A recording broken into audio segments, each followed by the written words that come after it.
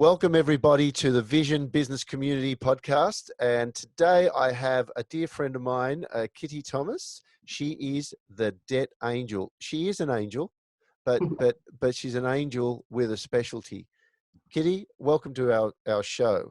Thank you. What a beautiful intro. Oh, thank you, Kitty. Oh no, I truly believe that. I mean, you have done remarkable things for people, and how fitting in the current coronavirus crisis, where people are feeling the pinch of lack of cash flow and their debts are piling up, that I should be talking to you. I mean, really, you can reveal quite a bit of stuff. So tell us a little bit about your business and what you do. Sure. So we do debt negotiation and debt management effectively, and have done for the last 5 years officially through the business, but I've been doing it since I got myself out of debt, some 20-something, I don't want to remember, years ago.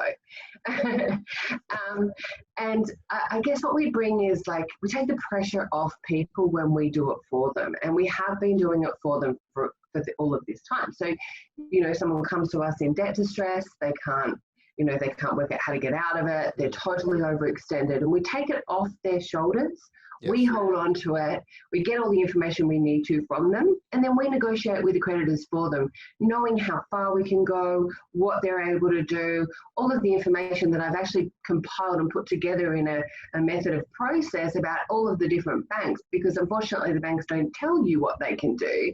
They don't turn around to you and say, oh, we can do this, or we can do this, or we can do this. So we know how far we can go and what we can get, reduce settlements, long-term arrangements.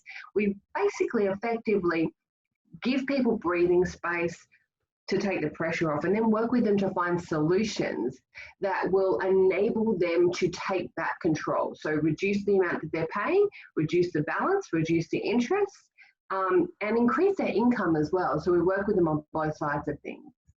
Yeah, no, you have one of the most frustrating experiences that I had in the last few weeks was being on making a call to the banks and being on hold for forever, and not getting through. And then when I did get through on one occasion, they bounced me to a department that was wrong, and I gave up after 5.5 hours. Now, how do you get around those firewalls?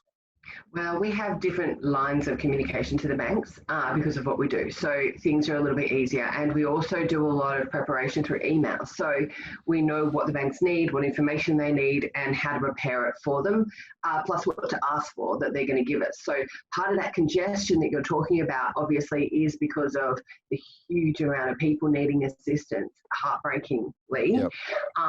And people not knowing what we know, which is how to get that information and what they need to do to get that information. So people are calling the banks, emailing through their hardship lines, or trying to get an application, or just emailing them directly or calling their main number and being moved around, whereas it's like 3 or 4 points of call, and then they don't hear back, and so they're contacting again, and that creates a huge amount of congestion.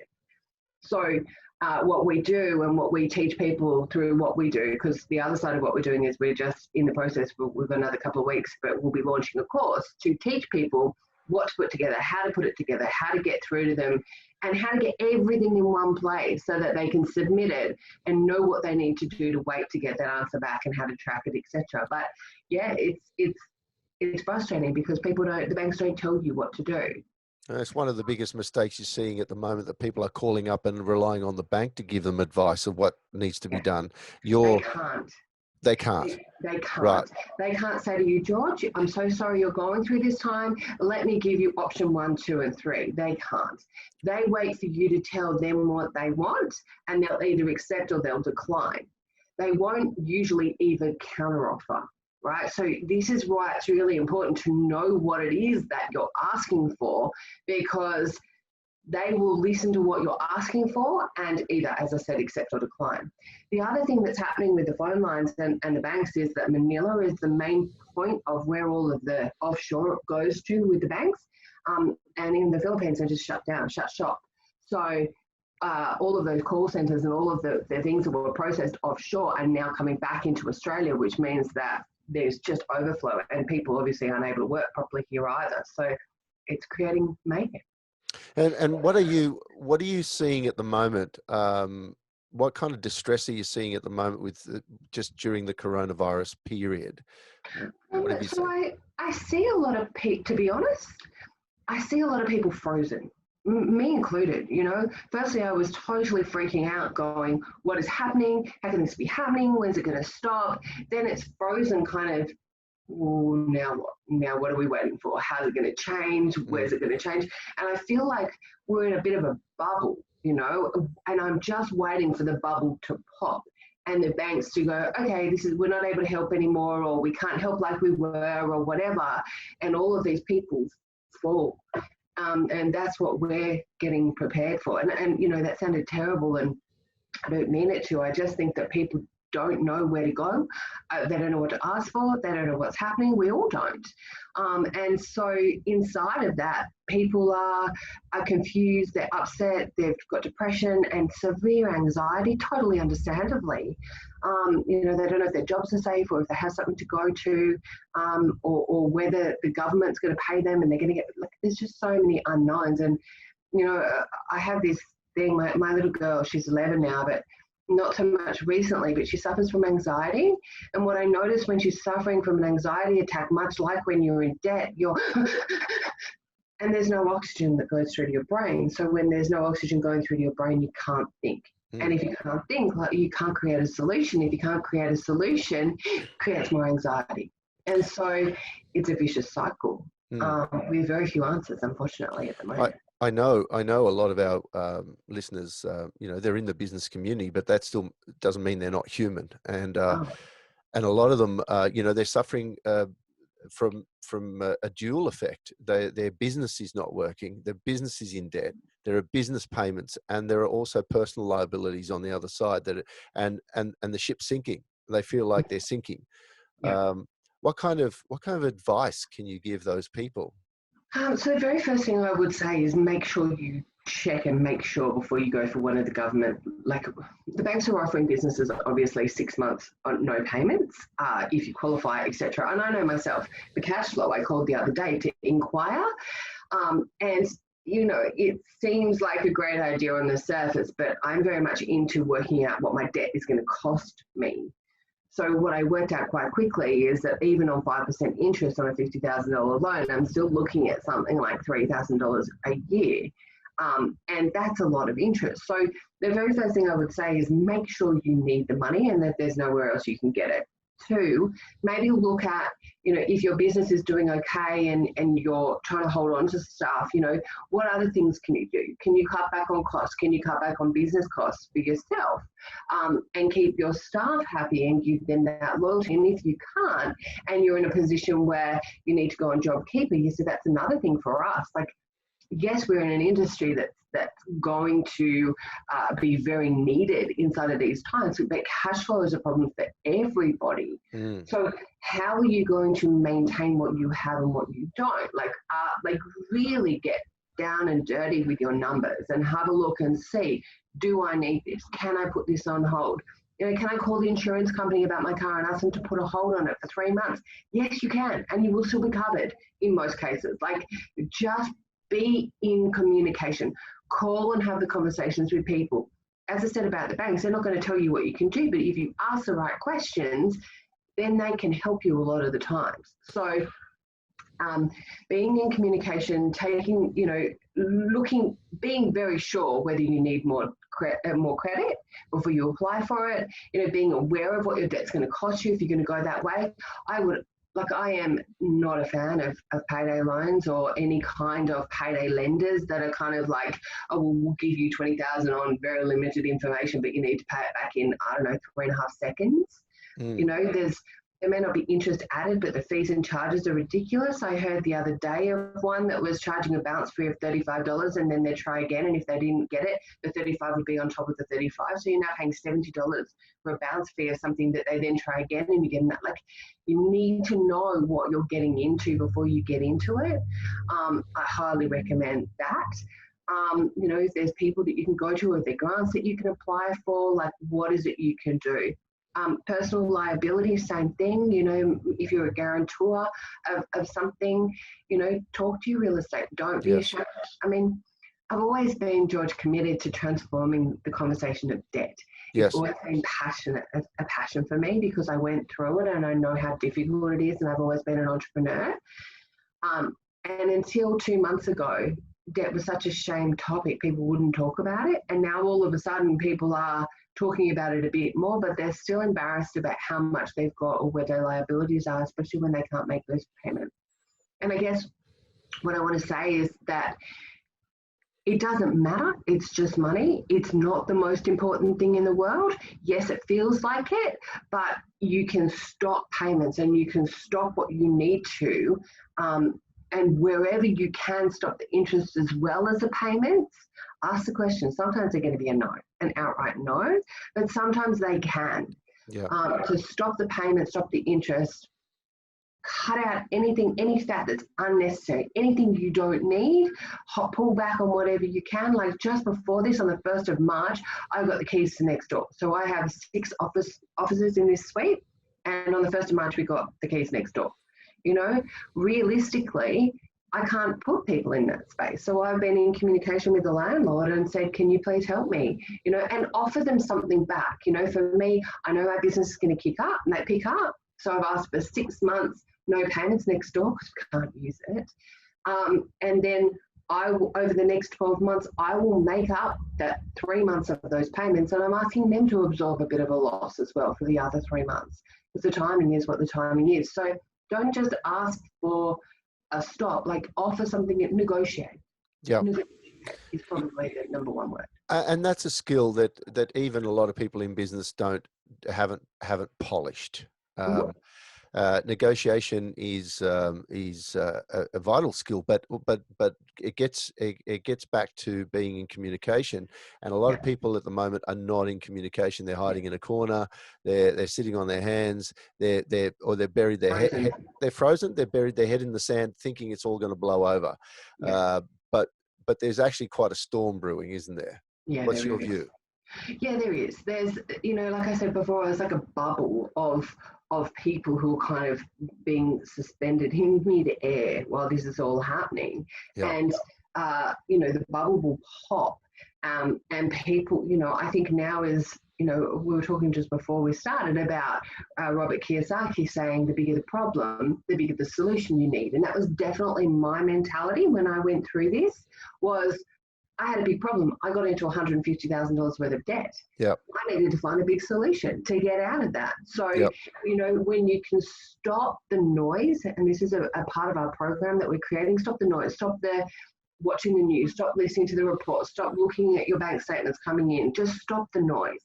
Stop listening to the things that don't serve you, center yourself and get powerful and take actions every day. But being centered, you're going to start quietening the mind and coming up with solutions and finding ways forward that may completely pivot you from one direction to another. It may have you doing something completely different, but utilizing the same space or the same people, such that you can generate something far more powerful in often in cases than what you were doing beforehand, because your drive is so much greater because you have a bigger problem to solve than you did beforehand. I mean, that's just an idea, but getting present to where you are is important so that you know what's unnecessary. Like I went into the opposite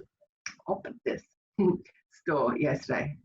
I mean, on Sunday. They were about to close, but I turned my plan, which had expired anyway, from 80 down to 30, whatever it was. You know, I'm saving all of that money every month because I took proactive steps to go, I don't need that. Or I'm not in a contract anymore, I'll just go on a prepaid, or, you know, but you need to look at every line item of what you're doing and check in and go, do I need it? There's a want, yes, but do I need it? And try and transform it that way.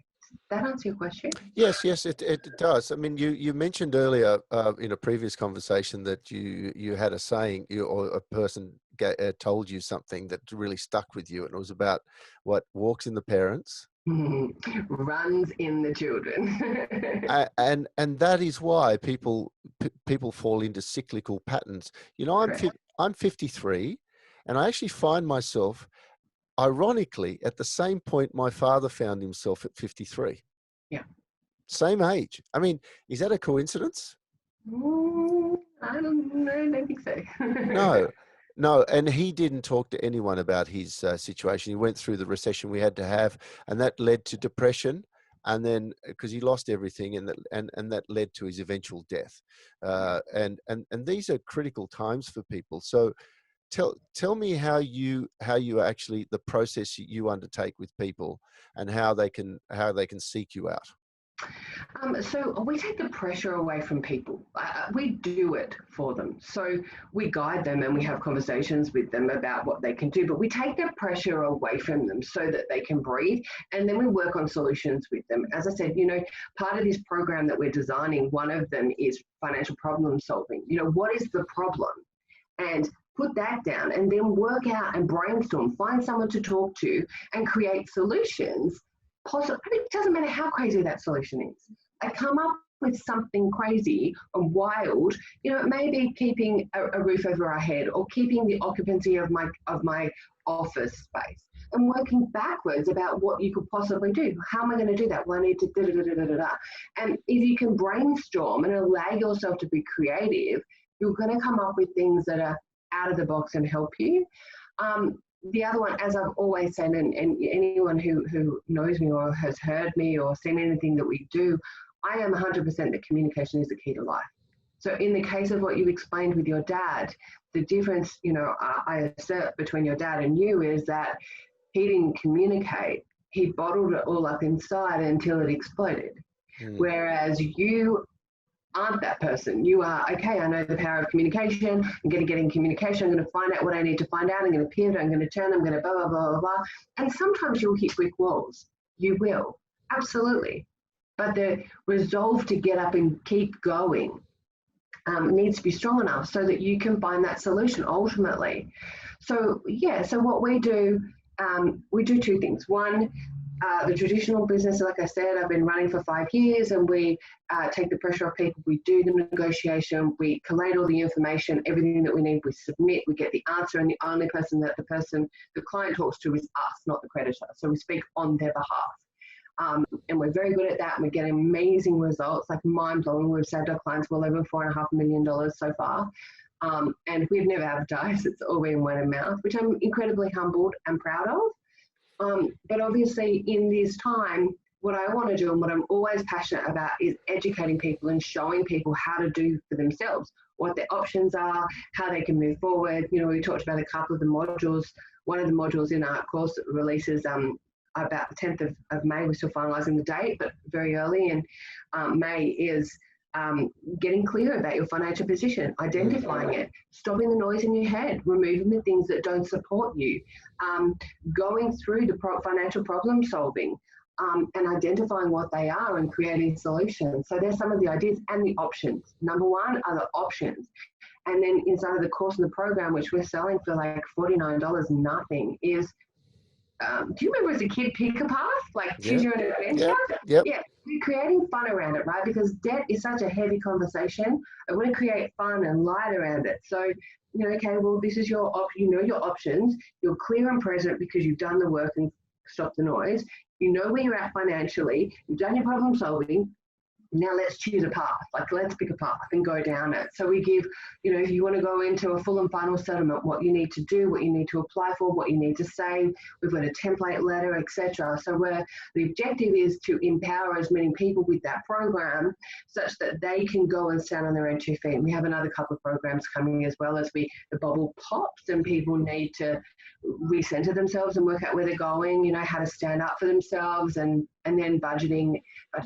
Financial literacy. Budgeting, people don't like that word. It's like a dirty word. Yeah. It's not. It's just what we add meaning to it. Well, if I have a budget, I have to do what it says. No, actually, the budget allows you to have a life.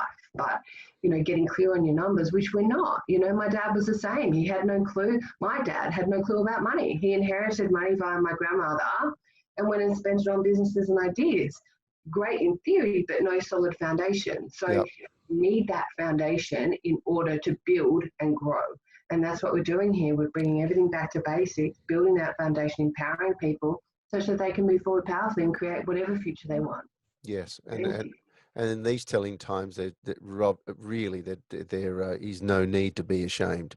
Everyone is feeling the pinch, even Richard Branson. Absolutely, absolutely. You know, it's heartbreaking, and really, I get so teary, but really, it's heartbreaking what people are going through. You know, people work for years and years and years to build up businesses. And you mentioned Richard Branson; he's got a special place in my heart. But you know, he has built these incredible things, made such a prolific difference on the world, and in a moment, Yeah. totally nothing to do with him, the whole stack of cards can come tumbling down. And if it can happen to him, it can happen to anyone, and it is. You know, so be kind to yourself, ask for help, reach out, be in communication. The number one tip I would give to anyone who is looking to have conversations with creditors themselves is keep record who you spoke to, what you said, what you've asked for, and what period of time they've given you. Get yourself an accounts diary and write it in there. When I went through it, I predated it by a couple of weeks before because I had to build myself up to make those calls and get in communication with them. But you be in communication with them. Don't wait for them to call you, because if you have managed to freeze or interest or payments, they will automatically start again. But you might be able to get more time depending on your situation if you're on the front foot, not on the back foot. Thank you, Kitty. Wise advice, very good advice. But if people wanted to know more, how would they get in touch with you? Oh, I'm not very good at promoting myself, am I? I know you are. Very good. Okay. I'll promote you. Thank you. So the company is called Debt Angel Solutions. We have a website, www.debtangelsolutions.com. And our phone number is 1300 722 560. I offer a free consult. If you want to express your interest for the course, you can do. And as soon as it's ready, we'll send you out a link and invite you to go and have a look and see who we are. I would be delighted to have a conversation with anyone who wants to talk. I know these times are really tough. No, I certainly would encourage everyone to get in touch with you. So prepare for an avalanche of calls. Thank you. Well, you know, I love what we do, and I love the difference that can be made and that people don't know is available. And unfortunately, so many people don't know what we do is possible. People think, oh, I'm going to struggle or I'm going to go bankrupt. No, there's this middle ground that's empowering, that allows you to take back control and not damage your credit rating and flourish. And that's just a great option. That's the ground, you know. So like I said, get in touch with Kitty. Anyone who wants to know, hello, Kitty. You just say hello, Kitty. Thank you very much for your time, Kitty. Pleasure, absolute pleasure. And you stay safe and Thank you. yeah. Thank Lots you. of love. Thank you very much.